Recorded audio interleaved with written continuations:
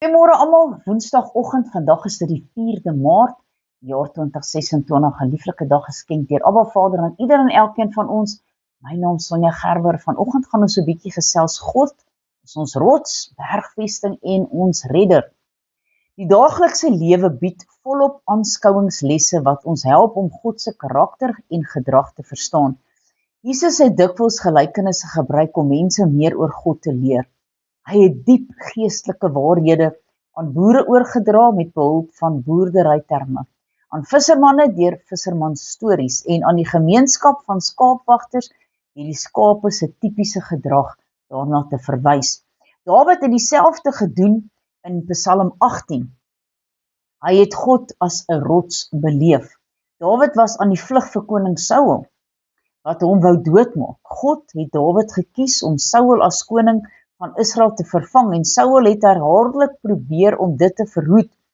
Nadat Dawid jare lank oor sy skouer moes kyk, kan 'n mens jou net indink met hoeveel verligting en ook hartseer hy die nuus van Saul se dood aangehoor het. Nadat die stof op die slagveld gaan lê, dit was nie meer nodig dat Dawid vir sy lewe moes vlug nie, altans nie dadelik nie. Hy kon ophou veg en om oorlewing. Psalm 18 weerspieël hierdie elemente. Ek het U hartlik lief, Here, my sterkte. Die Here is my rots en my bergvesting en my redder, my God, my rots, by wie ek skuil, die skild en die horing van my heil, my rotsvesting. Nadat Dawid tallose nagte in die berge moes deurbring en gebid het dat die rotse hom sou beskerm, het hy besef dat die enigste rots selfs is God. Want hy is ons rots, hy is ons bergvesting, hy is ons redder, ons skuiling, ons skild, die horing en hou van ons rotsvesting. Nou as ons 1 Samuel 26 gaan lees, dan sien ons hoe koning Saul heel rustig daar in die rots gaan skuil het en hy daar gaan slaap.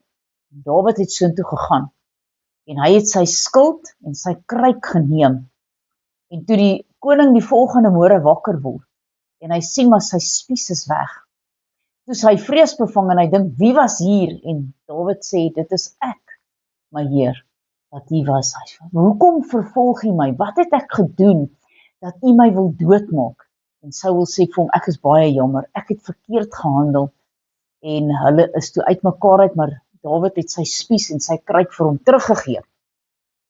Nou, geen rots kan ons beskerm nie, behalwe natuurlik die ewige rots, en dit is natuurlik Jesus Christus. Maar kom ons lees Psalm 18 net so 'n paar gedeeltes. Vir die musiekleier 'n psalm van Dawid, die knegt van die Here, wat die woorde van hierdie lied tot die Here gespreek het op die dag, toe die Here hom gered het uit die hand van al sy vyande en uit die hand van Saul. En hy het gesê, ek het U hartlik lief, Here, my sterkte. Die Here is my rots en my bergvesting, my redder, my God, my rots by wie ek skuil, my skild en die horing van my heil, my rotsvesting. Ek roep die Here aan wat lofwaardig is en van my vyande word ek verlos. Bande van die dood het my omring en strome van onheil het my oorval. Bande van die doderyk was rondom my, strikke van die dood het my teëgekom. Toe ek benoud was, het ek die Here aangeroep en tot my God het my geroep om hulp gekom. Hy het my stem uit sy paleis gehoor en my hulp geroep voor sy aangesig het in sy ore gekom. Toe het die aarde geskit en gebewe, die fondamente van die berge het gesidder en geskit, omdat hy toornig was. Halleluja. Dan as ons nou gaan kyk in Exodus 33, en jy gaan lees daar hoe Moses vir die Here sê, Here, ek wil graag U heerlikheid sien, en die Here sê vir hom hier in vers 20, jy kan my aangesig nie sien nie, want geen mens kan my sien en bly lewe nie. Ook het die Here gesê, kyk, hier is 'n plek by my, waar jy op die rots kan gaan staan. En as my heerlikheid verbygaan, en as jy in die skeur van die rots stel, en jou met my hand oordek, totdat ek verbygegaan het, en as my hand wegneem, sal jy my van agter sien, maar my aangesig kan jy nie sien nie. So die Here is ons rots, en hy was ook daar vir Moses. Het hy hom in die rots gestel, maar hy was nog steeds 'n rots. As ons kyk na die verhaal van die Israeliete, daar was 'n rots waaruit water gekom het. God is die water, die lewende water. Kom ons skuil by die rots en ons vra die Here om ons te help om net op hom te vertrou. Halleluja. Almagtige God en Hemelse Vader, Here, baie dankie dat U ons rots is. Ons skuilplek, ons veilige plek waar ons absoluut net veilig is. Wanneer die wêreld vir ons te veel raak, is U die enigste rots waartoe ons kan vlug.